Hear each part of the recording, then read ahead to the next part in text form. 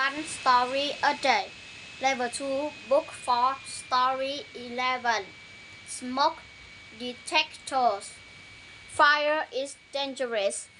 House fires kill many people. But there is something you can do about them. Get a smoke detector. Smoke detectors save lives. How? They tell you to get out of a burning house. Many house fires happen at night when people are sleeping. A fire starts slowly. First, there is smoke, a lot of smoke. It's actually the smoke that kills most people, not the fire itself.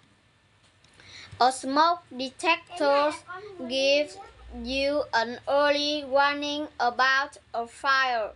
It makes a very loud noise when there is smoke.